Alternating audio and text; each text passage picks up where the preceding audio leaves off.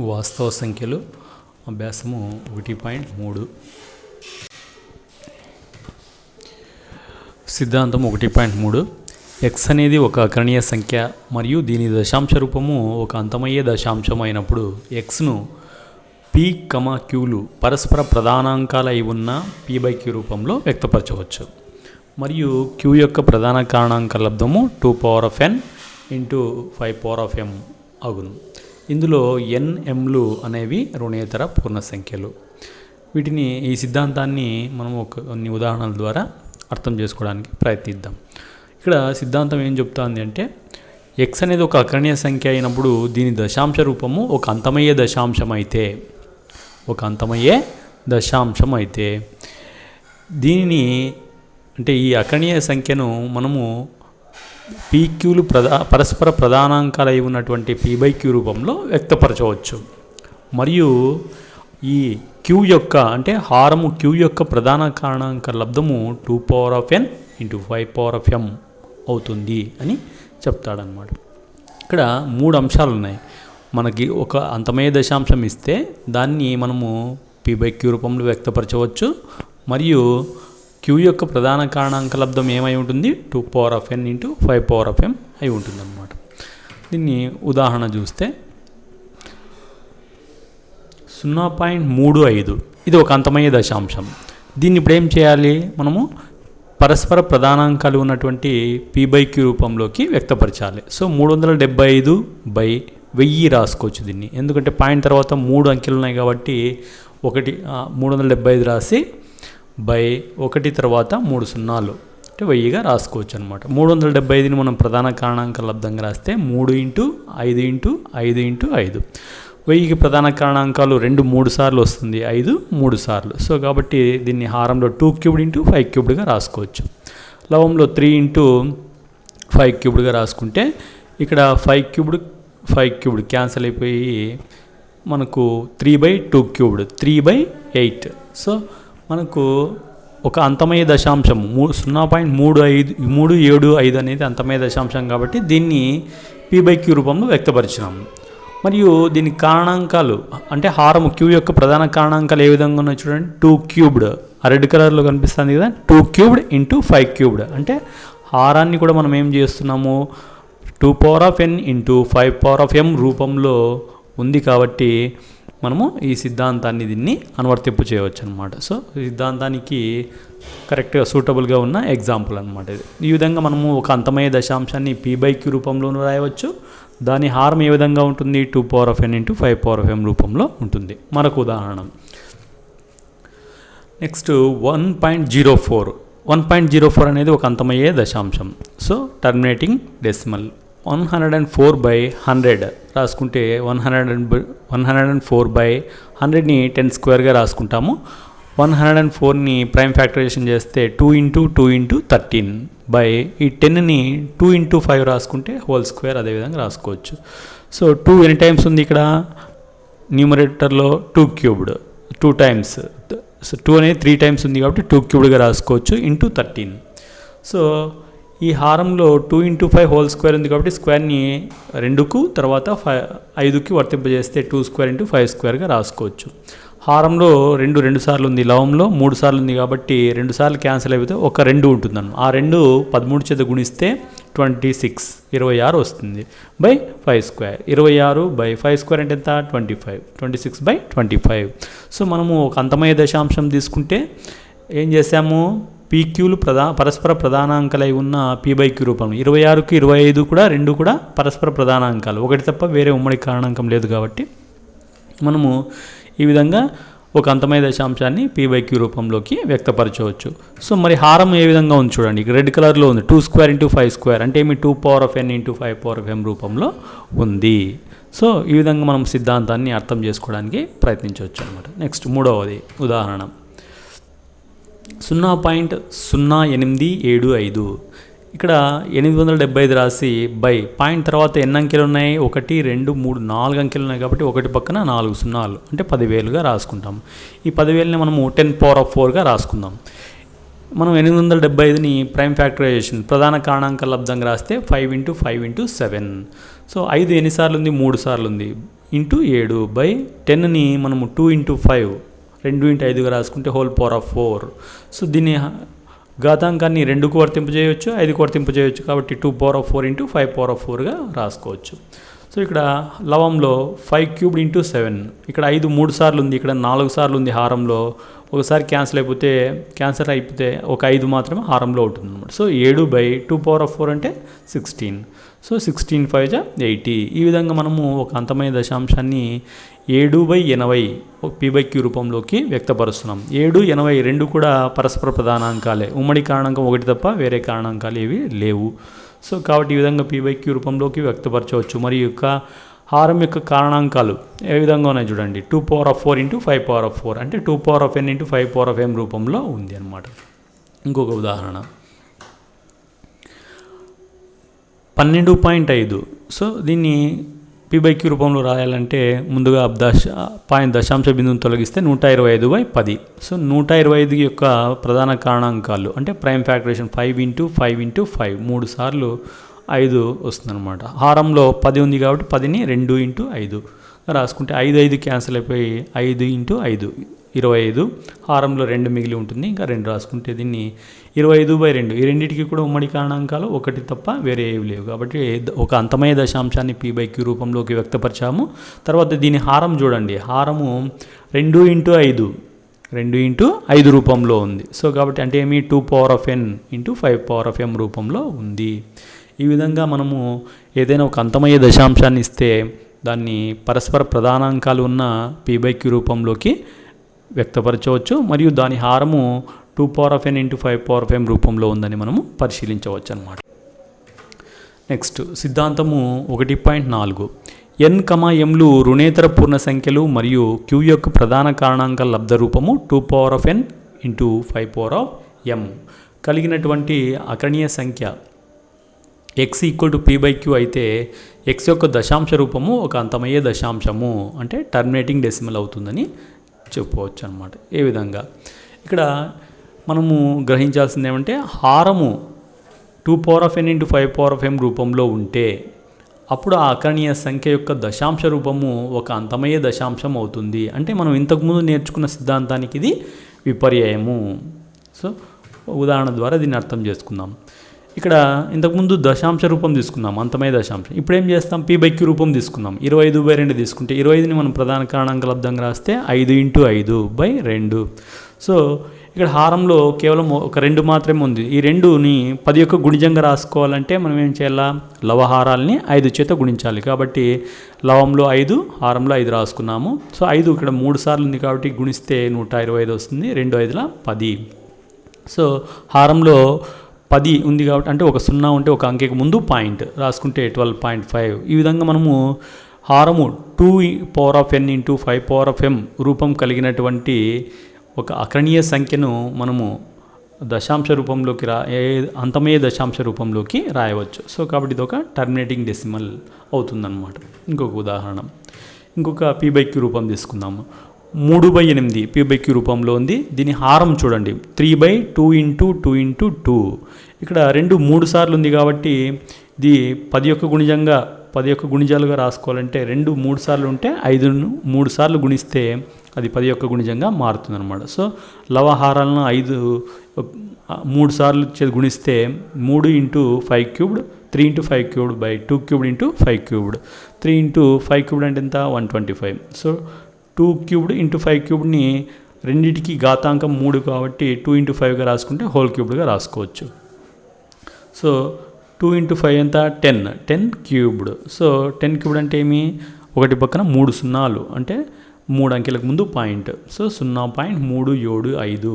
So ఈ విధంగా మనము ఒక p/q రూపంలో ఉన్నటువంటి అకరణీయ సంఖ్యను మనము ఒక అంతమయ్యే దశాంశంగా రాయొచ్చు. ఎప్పుడు అంటే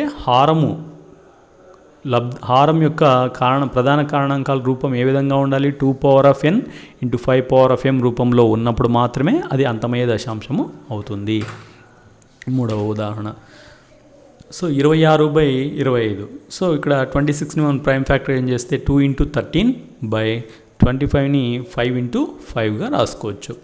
అట్లనే ఇక్కడ 5 2 టైమ్స్ ఉంది కాబట్టి ఇంకా 2ని 2 టైమ్స్ లవహారాలతో గుణించాలన్నమాట. సో లవహారాలను గుణిస్తే 2 ఇంటూ 13 ఇంటూ 2 ఇంటూ 2, హారంలో కూడా 5 ఇంటూ 5 ఇంటూ 2 ఇంటూ 2. సో లవంలో ఉన్న సంఖ్యల లబ్ధం వచ్చేసి 104. 104/5 2 టైమ్స్ ఉంది, ఇక్కడ 2 టైమ్స్ ఉంది కాబట్టి 2 స్క్వేర్ ఇంటూ 5 స్క్వేర్గా రాసుకుంటే ఈ 2కి 5ని రెండింటికి ఘాతాంకం 2 కాబట్టి 2 into 5 whole square. So 104/10 square. 10 square అంటే 100, అంటే 2 అంకెలకు ముందు పాయింట్. సో 1.04. ఈ విధంగా మనము p/q రూపంలో ఉన్న ఒక అకరణీయ సంఖ్య యొక్క హారము ప్రధాన కారణాంక లబ్ధ రూపం ఏ విధంగా ఉంది, 2 స్క్వేర్ ఇంటూ 5 స్క్వేర్. ఇక్కడ రెడ్ కలర్లో కనిపిస్తాను చూడండి. సో 2 స్క్వేర్ ఇంటూ 5 స్క్వేర్ రూపం కలిగి ఉంది కాబట్టి ఇది ఖచ్చితంగా ఒక అంతమయ్యే దశాంశము అవుతుందన్నమాట. సో టర్మినేటింగ్ డెసిమల్ అవుతుంది. సో మనకు కూడా ఆన్సర్ ఎంత వచ్చింది, 1.04. సో 1.04 అనేది ఏమి ఒక టర్మినేటింగ్ డెసిమల్. నెక్స్ట్ ఎగ్జాంపుల్ చూద్దాం. 7/80. 7/80ని మనము ప్రైమ్ ఫ్యాక్టరైజేషన్ ప్రధాన కారణాంక లబ్ధంగా రాసుకుంటే 2 4 టైమ్స్ 5 1 టైం ఉంటుంది కాబట్టి 2 4 టైమ్స్ ఉంటే 5 కూడా 4 టైమ్సే ఉండాలి. సో కాబట్టి 5 1 టైం ఉంది, ఇంకా మిగిలిన 3 టైమ్స్ అంటే 5 క్యూబ్ను లవం చేత హారం చేత గుణిస్తామన్నమాట. సో 7 ఇంటూ 5 క్యూబ్ యొక్క లబ్ధం ఎంత, 125. 125ను 7 చేత గుణిస్తే 875 వస్తుంది. 2^4 ఇంటూ 5^4ని మనము 2 into 5 whole to the power of 4గా రాసుకుంటే 2 5 10, 10^4. 10^4 అంటే ఒకటి పక్కన 4 zeros, 1 పక్కన 4 zeros అంటే 4 digits బిఫోర్ పాయింట్ ఉంచాలన్నమాట. సో 4 అంకెలకు ముందు పాయింట్ పెట్టుకుంటే అప్పుడు 0.0875. సో ఈ విధంగా మనము ఈ సిద్ధాంతం 1.4ను అర్థం చేసుకోవచ్చు అన్నమాట. నెక్స్ట్ సిద్ధాంతము 1.5. n, mలు రుణేతర పూర్ణ సంఖ్యలు మరియు q యొక్క ప్రధాన కారణాంకాల లబ్ధము 2^n ఇంటూ 5^m రూపంలో లేకుంటే, చూడండి ఇక్కడ q యొక్క ప్రధాన కారణాంక లబ్ధము 2^n ఇంటూ 5^m రూపంలో లేకుంటే అకరణీయ సంఖ్య x = p/q అయితే అప్పుడు ఆ x యొక్క దశాంశ రూపము ఒక అంతం కానీ ఆవర్తనం చెందే దశాంశం అవుతుంది. అంటే నాన్ టర్మినేటింగ్ రికరింగ్ డెసిమల్ అవుతుంది. సో దీనికి ఉదాహరణ ద్వారా చూద్దాం. ఇక్కడ 1/7 తీసుకున్నాం. ఇక్కడ దీని యొక్క దశాంశ రూపం మనము 7తో 1ని భాగిస్తే ఎంత వస్తుంది, ఇక్కడ 0.1 భాగఫలం చూడండి, 0.1422851 అని వస్తుంది. సో తిరిగి మరలా భాగించామనుకోండి, దీన్ని మరలా 0.1422857 అనేది మరలా రిపీట్ అవుతుంది అన్నమాట. సో కాబట్టి ఇది ఒక అంతము కానీ ఆవర్తనమయ్యే దశాంశము.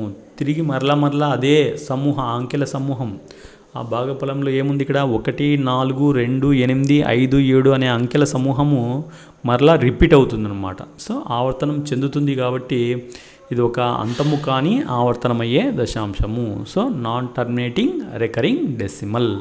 సో ఇక్కడ మనము ఈ అకరణీయ సంఖ్య 1/7 మనం పరిశీలిస్తే హారంలో 7 తప్ప ఇది 2 కానీ 5 కానీ కారణాంకాలుగా లేవు. సో 7ని మనము కారణాంకాలు విడగొట్టలేము. సో కాబట్టి ఈ విధంగా 2^n ఇంటూ 5^m రూపంలో లేకపోతే ఖచ్చితంగా ఆ అకరణీయ సంఖ్య యొక్క దశాంశ రూపము ఒక అంతము కానీ ఆవర్తనం చెందే దశాంశము అవుతుంది.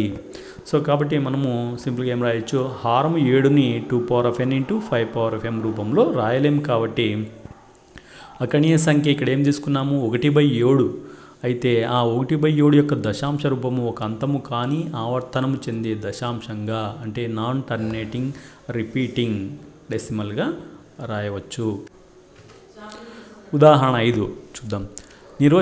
ఇంతవరకు నేర్చుకున్న మన సిద్ధాంతాల ఆధారంగా భాగాహారము చేయకునే క్రింది అకరణీయ సంఖ్యలు అంతమయ్యే దశాంశాలు, అంతము కానీ ఆవర్తనం దశాంశాలు తెలపండి అన్నాడు.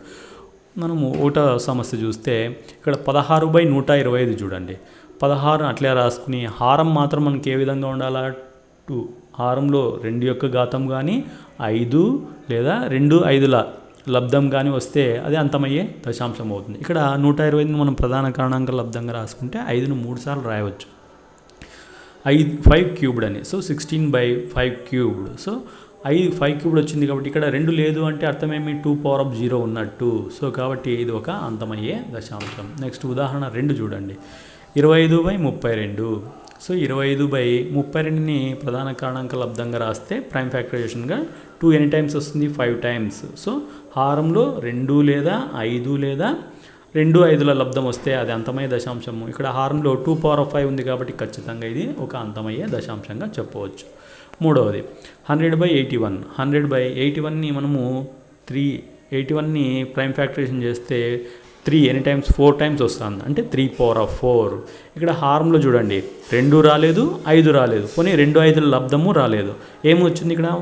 3 వచ్చింది, అంటే 3 పవర్ ఆఫ్ 4. 3 మాత్రమే ఉంది కాబట్టి ఇది అంతము కానీ ఆవర్తనమయ్యే దశాంశము. Next fourth one 41/75. 41/75ని మనం ప్రైమ్ ఫ్యాక్టరైజేషన్ చేస్తే ప్రధాన కారణాంక లబ్దంగా రాసుకుంటే 3 × 5 × 5. 41/3 × 5ని 2 టైమ్స్ ఉంది కాబట్టి 5² రాసుకోవచ్చు. హారంలో 5 ఉంది కానీ 2 కాకుండా 3 ఉంది ఇక్కడ. సో 3 ఉంది కాబట్టి ఖచ్చితంగా ఇది అంతము కానీ ఆవర్తనమయ్యే దశాంశము. So non terminating repeating decimal. Next ఉదాహరణ 6. క్రింది అకరణీయ సంఖ్యలని భాగాహారం చేయకుండానే దశాంశ రూపంలోకి రాయండి. అంటే భాగాహారం 50తో 35ని భాగాహారం చేయకనే ఏం చేయాలా? మనము దశాంశ రూపంలోకి మార్చాలి. ఏ విధంగానే చూద్దాం. మొదటి ప్రశ్న 35/50. 35ని 7 5లా రాసుకుంటే 50ని ప్రధాన కారణాంకాలుగా లబ్ధంగా రాసుకుంటే 2 × 5 × 5. ఇక్కడ 5 5 క్యాన్సిల్ అయిపోతే మిగిలినవి ఏవి? 7/2 × 5. 7/2 ఎంత? 10. సో కాబట్టి ఒక 0 ఉంది కాబట్టి ఒక అంకెకు ముందు పాయింట్, అంటే 0.7. సో కాబట్టి ఇదేమిది? దశాంశ రూపంలో అంతమయ్యే దశాంశం. నెక్స్ట్ రెండవ ప్రశ్న 21/25. సో 21/25ని 5 × 5గా రాసుకో. 5 ఇక్కడ 2 టైమ్స్ ఉంది కాబట్టి మనం దశాంశ రూపంలోకి సులభంగా మార్చుకోవాలంటే హారము ఏ విధంగా ఉండాలి? 10 యొక్క గుణిజ రూపంలోకి మార్చాలి. కాబట్టి మనము 5 2 టైమ్స్ ఉంది కాబట్టి లవహారాల్ని 2 టైమ్స్ 2² గుణించాలి. సో లవంలో 21 పక్కన 2², హారంలో 5 × 5 పక్కన 2² గుణిస్తామన్నమాట. సో అప్పుడు 21 × 2² అంటే ఎంత? 4. 5 × 5 5² × 2². సో 21 × 4. 21ని 4తో మల్టిప్లై చేస్తే 84. 5² × 2² ఎంత? 10² అవుతుంది అనమాట. సో కాబట్టి 10² అంటే ఏమి? 2 సున్నాలు, ఒకటి పక్కన 2 సున్నాలు అంటే 2 అంకెలకు ముందు పాయింట్ 0.84. సో దశాంశ రూపంలోకి ఈ విధంగా సులభంగా మనము భాగాహారం చేయకనే మార్చవచ్చు అన్నమాట. నెక్స్ట్ మూడవ ప్రశ్న 7/8. 7/8ని మనము ప్రైమ్ ఫ్యాక్టరైజేషన్ ప్రధాన కారణాంక లబ్దంగా రాస్తే 2 × 2 × 2. 2 ఎన్ని టైమ్స్ ఉంది? 3 టైమ్స్. దీన్ని హారంలో 10 యొక్క గుణిజము 10 మల్టిపుల్స్ వచ్చేటట్టు రాసుకోవాలంటే 2³ ఉంటే 5³ చేత లవాన్ని హారాన్ని గుణించాలి. కాబట్టి 7 × 5³ 2³ × 5³. 7 × 5³ అంటే ఎంత? 125.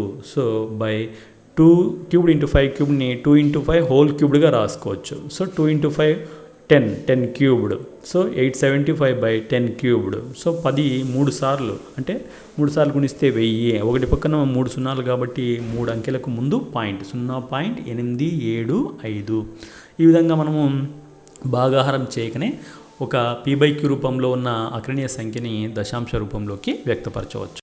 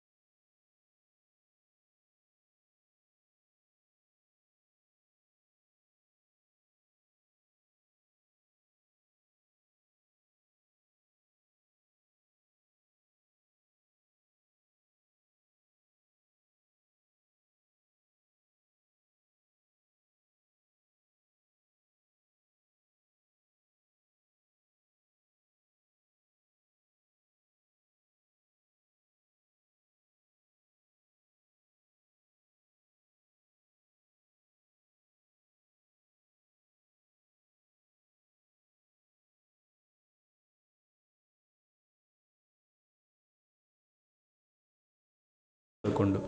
ఈ 2/11ని మనము ఇక్కడ హారంలో 11 చూడండి.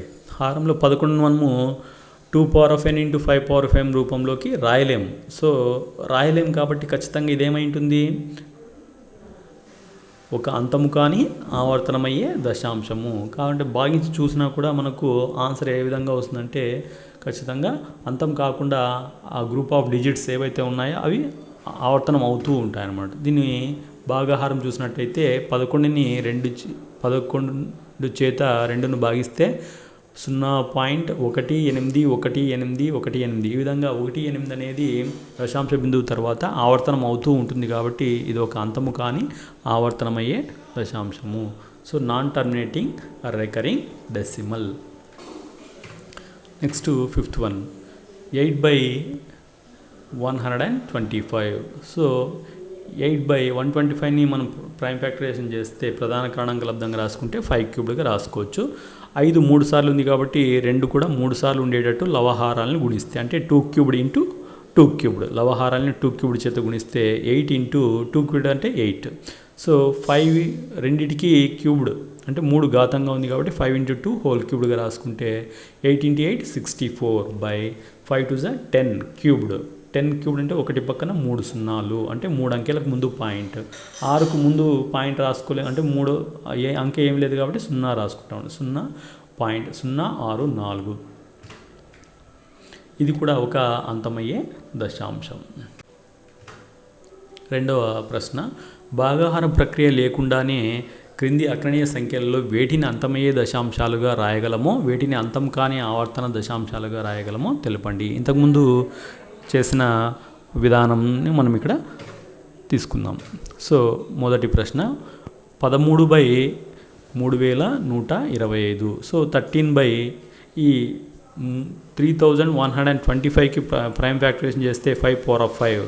హారంలో మనకు చూడండి ఇక్కడ 2 లేదని అనుకుంటాం, కానీ 2 లేదంటే దాని ఘాతాంకం ఏమైంటుంది 0. సో 2 ఘాతాంకం 0 అంటే దాని విలువ ఏమైంటుంది 1. సో కాబట్టి ఇది మనము ఇక్కడ 3125 యొక్క ప్రధాన కారణాంకాలు పక్కన ప్రధాన కారణాంకాలు కనుక్కున్నాము. 5 ఎన్నిసార్లు వచ్చింది 5 టైమ్స్ కాబట్టి 5^5 రాసుకున్నాం. సో కాబట్టి ఇది హారము మనకు ఏ విధంగా ఉంది 2n × 5m రూపంలో ఉంది కాబట్టి ఇది ఒక అంతమయ్యే దశాంశమని చెప్పవచ్చు అన్నమాట. అంతమయ్యే దశాంశం అంటే టర్మినేటింగ్ డెసిమల్గా తీసుకుంటాం. నెక్స్ట్ రెండవ ప్రశ్న 11/12. సో ఇక్కడ 11/12లో మనము 12ని ప్రైమ్ ఫ్యాక్టరైజేషన్ చేస్తే 2 × 2 × 3. సో కాబట్టి ఇక్కడ హారంలో 2తో పాటు 3 కూడా కారణాంకంగా ఉంది కాబట్టి ఖచ్చితంగా చెప్పవచ్చు. ఏమి 3 కారణాంకంగా ఉంటే ఇది ఖచ్చితంగా 2n × 5m రూపంలో లేదు. సో కావున 11/12 అనేది ఒక అంతము కాని ఆవర్తనమయ్యే దశాంశం, non terminating repeating decimal.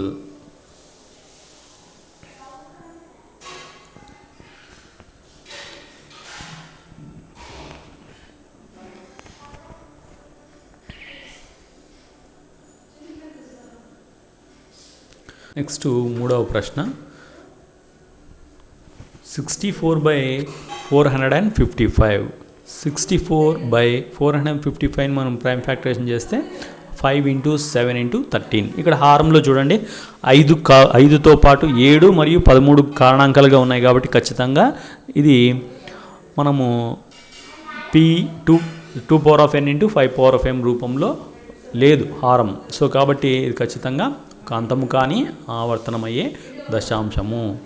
So అంటే అర్థమేమి non terminating repeating recurring decimal అవుతుంది.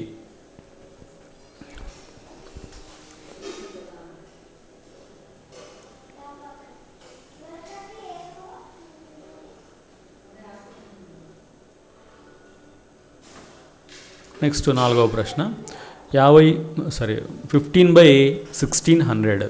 15ని మనము 3 × 5 రాసుకుని 1600ను ప్రైమ్ ఫ్యాక్టరైజేషన్ చేస్తే 2^6 × 5². ఇక్కడ పక్కన మనకు పటంలో కూడా మనం చూసినట్టయితే 1600ని ప్రైమ్ ఫ్యాక్టరైజేషన్ చేస్తే 2 ఎన్ని టైమ్స్ వచ్చింది 6 టైమ్స్, 5 2 టైమ్స్ వచ్చింది కాబట్టి ఇక్కడ 1 5 క్యాన్సిల్ అయిపోతే హారంలో ఒక 5 మాత్రమే ఉంటుందన్నమాట. సో ఇక్కడ హారంలో మనకు చూడండి 2n ఇంటూ 5m రూపంలో ఉంది కాబట్టి మనం భాగాహారం చేయకనే ఖచ్చితంగా ఇది ఒక అంతమయ్యే దశాంశం అని చెప్పవచ్చు అనమాట, అంటే terminating decimal.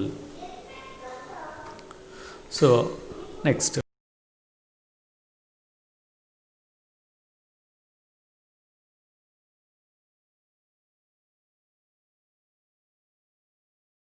Fifth one 29/343. So 29/343 యొక్క కారణాంకాలు, ప్రధాన కారణాంక లబ్ధంగా రాసుకుంటే 7ని 3 టైమ్స్ అంటే 7 క్యూబ్డ్గా రాసుకోవచ్చు. ఇక్కడ హారంలో 2 లేదు 5 లేదు, 7 వచ్చింది కాబట్టి ఏం చెప్పొచ్చు, ఇది హారము 2n ఇంటూ 5m రూపంలో లేదు కాబట్టి ఇది ఒక అంతం కాని ఆవర్తనమయ్యే దశాంశం, అంటే నాన్ టర్మినేటింగ్ రికరింగ్ డెసిమల్ అని చెప్పవచ్చు. Next 6th one 23/2³ into 5². ఇది క్లియర్గా హారం మనం అబ్జర్వ్ చేసినట్టయితే 2n ఇంటూ 5² రూపం 5m రూపంలో ఉంది కాబట్టి ఖచ్చితంగా ఇది ఒక అంతము అయ్యే దశాంశం, అంటే టర్మినేటింగ్ డెసిమల్ అని మనం చెప్పవచ్చు అనమాట.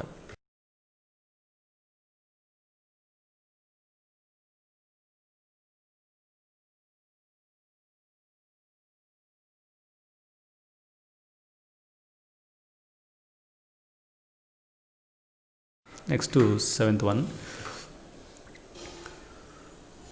129/2² ఇంటూ 5⁻7 ఇంటూ 7⁻5. ఇక్కడ హారం మనము పరిశీలించినట్టయితే 2 5లు ఉన్నాయి, 2 5లు ఉన్నాయి కారణాంకాలుగా, కానీ 7 కూడా ఉంది కాబట్టి ఇది ఒక అంతము కానీ ఆవర్తనమయ్యే దశాంశం. సో కాబట్టి హారము 2n ఇంటూ 5m రూపంలో లేదు.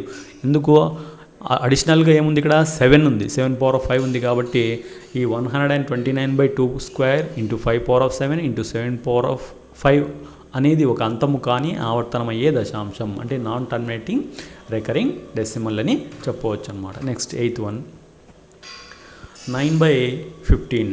మనం 9ని ప్రైమ్ ఫ్యాక్టరేషన్ 3 ఇంటూ 3గా రాసుకోవచ్చు, 15ని 3 5 రాసుకుంటే ఇక్కడ 3 క్యాన్సిల్ అయిపోతాయి.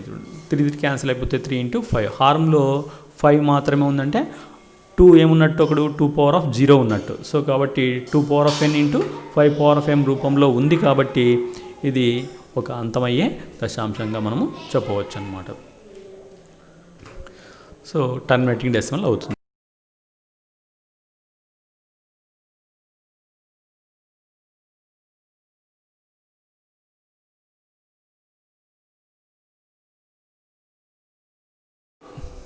Next 9th one 36/100. 36ని మనం ప్రైమ్ ఫ్యాక్టరేషన్ చేస్తే 2 ఇంటూ 2 ఇంటూ 3 ఇంటూ 3. 100ని మనము 10² రాసుకోవచ్చు అనమాట. 2 ఇక్కడ 100ని 10² రాసుకుని 10 మరి 2 5 రాసుకుంటే దాన్ని విడగొడితే 2² ఇంటూ 5² రాసుకోవచ్చు. అట్లనే లవంలో 2² ఇంటూ 3². ఇక్కడ 2² రెండు కూడా క్యాన్సిల్ అయిపోతాయి చూడండి. క్యాన్సిల్ అయిపోతే 3²/5², అంటే 3² అంటే 9/5² మాత్రమే ఉంది. 5² అంటే ఇక్కడ 2 ఘాతంగా ఏం రాసుకోవచ్చు, 0. సో 2⁻0గా రాసు, 2⁻0 వాల్యూ 1, అంటే 2 లేదు అంటే దాని అర్థం 2⁻0 ఉన్నట్టే. సో కాబట్టి హారము 2m ఇంటూ 5n రూపంలో ఉంది కాబట్టి 36/100 అనేది మనము ఒక అంతమయ్యే దశాంశంగా, అంటే టర్మినేటింగ్ డెసిమల్గా చెప్పవచ్చు. Next 10th one 77/210. 77ని ప్రైమ్ ఫ్యాక్టరేషన్ 7 ఇంటూ 11గా రాసుకోవచ్చు. 210ని 2 ఇంటూ 3 ఇంటూ 5 ఇంటూ 7గా రాసుకోవచ్చు. ఇక్కడ ఈ 7 క్యాన్సిల్ అయిపోతే మిగిలినదేమి 11/2 ఇంటూ 3 ఇంటూ 5. ఇక్కడ హారం మనము పరిశీలించినట్టయితే 2 5 కాకుండా 3 అడిషనల్గా ఉందన్నమాట. 3 కూడా కారణాంకంగా ఉంది కాబట్టి దీని హారము 2n ఇంటూ 5m రూపంలో లేదు కాబట్టి 77/210 అనేది ఒక నాన్ టర్మినేటింగ్ రికరింగ్ డెసిమల్, అంటే అంతము కానీ ఆవర్తనమయ్యే దశాంశంగా మనము చెప్పవచ్చు. నెక్స్ట్ 3వ ప్రశ్న, సిద్ధాంతం 1.1ని అనుసరించి క్రింది అకరణీయ సంఖ్యల యొక్క దశాంశ రూపాన్ని తెలపండి అన్నాడు. First one 13/25. సో మనము ఏం చేయాలా, ఈ అకరణీయ సంఖ్యల యొక్క దశాంశ రూపాన్ని తెలపాలి. సో 13/25, 13/25ని 5 ఇంటూ 5గా రాసుకుంటే 13/5², 13/5². సో హారంలో 5² మాత్రమే ఉంది కాబట్టి మనం ఏం చేయాలి, లవహారాలని 2²తో గుణించాలి. 2² ఇంటూ 2² అని. సో అప్పుడు 13 ఇంటూ 2² అంటే 4 బై హారము 5 రెండింటికి 2 ఘాతంగా ఉంది కాబట్టి 5 into 2 whole square, that is equal to 52/5 2 10². 10² అంటే దాని అర్థము 2 సున్నాలు అంటే 2 అంకెలకు ముందు పాయింట్ 0.52గా చెప్పవచ్చు. ఇది ఒక అంతమయ్యే దశాంశంగా రాయవచ్చు అనమాట. సో 13/25ని మనము 0.52 అంటే అంతమయ్యే దశాంశ రూపంలోకి మార్చామన్నమాట. సేమ్ అదేవిధంగానే రెండవ ప్రశ్న 15/16. ఇక్కడ 15ని ప్రధాన కారణాంకాలుగా రాసుకుంటే 3 ఇంటూ 5, 16ని ప్రధాన కారణాంకాలుగా రాసుకుంటే 2 4 టైమ్స్ వస్తుంది, అంటే 2^4గా రాసుకోవచ్చు. ఇక్కడ 2 4 టైమ్స్ ఉంది కాబట్టి 5 కూడా 4 టైమ్స్ ఉండాలి, అంటే లవహారాల్ని 5^4తో మల్టిప్లై చేస్తాం అన్నమాట. గుణిస్తే 3 ఇంటూ 5 ఇంటూ 5^4 అంటే 625. సో 2కి 5కి హారంలో 4 ఘాతంగా ఉంది కాబట్టి 2 into 5 whole to the power of 4గా రాసుకుంటే 2 ఇంటూ 5 అంటే 2 5 10^4, అంటే ఒకటి పక్కన 4 సున్నాలు, అంటే 4 అంకెలకు ముందు పాయింట్ పెట్టుకుంటే దీన్ని దశాంశ రూపంలోకి మార్చేటప్పుడు 0.9375. సో 15/16 అనే ఒక అకరణీయ సంఖ్యని మనము 0.9375గా దశాంశ రూపంలోకి, అంతమైన దశాంశ రూపంలోకి మార్చుకున్నాము. నెక్స్ట్ మూడవ ప్రశ్న 23/2³ ఇంటూ 5². ఇక్కడ హారంలో 5 2 సార్లు ఉంది కాబట్టి ఇంకొకసారి ఉండాలి. ఎందుకు, హారంలో 2 3 సార్లు ఉంది కాబట్టి ఒక 5 చేత లవహారాలని గుణిస్తాం, అంటే 23 ఇంటూ 5/2³ ఇంటూ 5² ఇంటూ 5. 23తో 5ని మల్టిప్లై చేస్తే 115/2 మరియు 5 3 టైమ్స్ ఉంది కాబట్టి 2 ఇంటూ 5 హోల్ క్యూబ్డ్గా రాసుకోవచ్చు. సో 2 ఇంటూ 5 అంటే 10³ అంటే 3 సున్నాలు, ఒకటి పక్కన 3 సున్నాలు కాబట్టి 3 అంకెలకు ముందు పాయింట్ 0.115. నాలుగో ప్రశ్న 7218/3² ఇంటూ 5². ఇక్కడ 7218ని మనము ప్రైమ్ ఫ్యాక్టరైజ్ చేస్తే 2 ఇంటూ 3² ఇంటూ 401 హారంలో 3² ఇంటూ 5² ఉంది కాబట్టి అట్లా రాసేసుకుంటాం 3² ఇంటూ 5². ఇక్కడ 3² క్యాన్సిల్ అయిపోతే 2 ఇంటూ 401/5². సో హారంలో 5 2 టైమ్స్ ఉంది కాబట్టి 2 కూడా 2 టైమ్స్ ఉండాలి, అంటే 2² చేత లవాన్ని హారాన్ని గుణించాలి కాబట్టి 2 ఇంటూ 401 ఇంటూ 2²/5² ఇంటూ 2². సో 2తో 401ని గుణిస్తే 802, 802 ఇంటూ 2² అంటే 4/5కి 2కి 2 ఘాతంగా ఉంది కాబట్టి 5 ఇంటూ 2 హోల్ స్క్వేర్గా రాసుకుంటే దాన్ని 10². సో లవంలో 4 చేత గుణిస్తే 4 2 8, 4 0 0 4 8 32, 3208/10². సో ఒకటి పక్కన 2 సున్నాలు అంటే 2 అంకెలకు ముందు పాయింట్, సో 32.08. సో అంతమయ్యే దశాంశంగా మనము రాయవచ్చు. నెక్స్ట్ ఐదవ ప్రశ్న 143/110. సో మనము దీన్ని 143ని ప్రైమ్ ఫ్యాక్టరేషన్ చేస్తే 11 ఇంటూ 13, అట్లనే 11 10ని ప్రైమ్ ఫ్యాక్టరేషన్ చేస్తే 11 ఇంటూ 10. ఇక్కడ 11 క్యాన్సిల్ అయిపోతుంది చూడండి. సో 13/10 అంటే 1 సున్నా ఉంది కాబట్టి ఒక అంకెకి ముందు పాయింట్ 1.3. సో ఈ విధంగా మనము P/Q రూపంలో ఉన్నదాన్ని సిద్ధాంతం 1.1ని అనుసరించి దశాంశ రూపంలోకి రాయడం జరిగింది. నెక్స్ట్ నాలుగవ ప్రశ్న, క్రింది కొన్ని వాస్తవ సంఖ్యల దశాంశ రూపాలు ఇవ్వబడినాయి. అయితే ప్రతి సందర్భంలోని ఇవ్వబడిన సంఖ్య అకరణీయమో కాదో తెలపండి మరియు ఆ సంఖ్య అకరణీయమై ఉండి P/Q రూపంలో రాయగలిగితే Q యొక్క ప్రధాన కారణాంకాల గురించి నువ్వు ఏమి చెప్పగలవు అన్నాడు. సో ఇక్కడ 3 ప్రశ్నలు ఇవ్వడం జరిగింది. మొదటి ప్రశ్న 43.123456789. ఇది మనం బాగా పరిశీలిస్తే ఒక అంతమయ్యే దశాంశం. సో కాబట్టి ఇది ఒక అంతమయ్యే దశాంశం అని చెప్పవచ్చు. అంతమయ్యే దశాంశం కాబట్టి ఖచ్చితంగా ఏమవుతుంది, అకరణీయ సంఖ్య అవుతుందన్నమాట. సో దీన్ని మనము P/Q రూపంలో రాయవచ్చు. మరియు హారం ఏ విధంగా ఉంటుంది, 2n ఇంటూ 5m రూపంలో ఉంటుంది. మరియు హారం కారణాంకాలు, హారము Q యొక్క కారణాంకాలు ఏమై ఉంటాయి, 2 అయినా ఉండొచ్చు, 5 లేదా 2 మరియు 5ల లబ్ధమైన ఉంటుందన్నమాట. నెక్స్ట్ రెండవ ప్రశ్న 0.120 1200 12000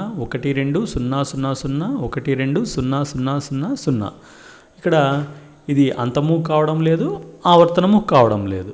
సో కాబట్టి ఇది అకరణీయ సంఖ్యనే, ఇది ఒక అకరణీయ సంఖ్యనే. అంటే ఏమీ అంతము కావడం లేదు, ఆవర్తనము కావడం లేదు, అంటే non terminating and non recurring decimal. ఇది ఒక అకరణీయ సంఖ్య కాదు, కానీ దీన్ని p/q రూపంలో రాయలేం, దీన్ని p/q రూపంలోనూ రాయలేం. కాబట్టి ఇది ఒక కరణీయ సంఖ్య అయి ఉంటుందన్నమాట. So next 43.123456789 recurring. సో ఇక్కడ మనం ఇది ఒక అంతము కానీ ఆవర్తనమయ్యే దశాంశం, అంతము కానీ ఆవర్తనమయ్యే దశాంశం కాబట్టి ఇది ఒక అకరణీయ సంఖ్య అవుతుంది. దీన్ని p/q రూపంలో రాయవచ్చు, కానీ హారం యొక్క కారణాంకాలు ఏమైంటాయి? 2 లేదా 5 లేదా 2 మరియు 5లు కాకుండా వేరే ఇతర కారణాంకాలు అయి ఉంటాయన్నమాట.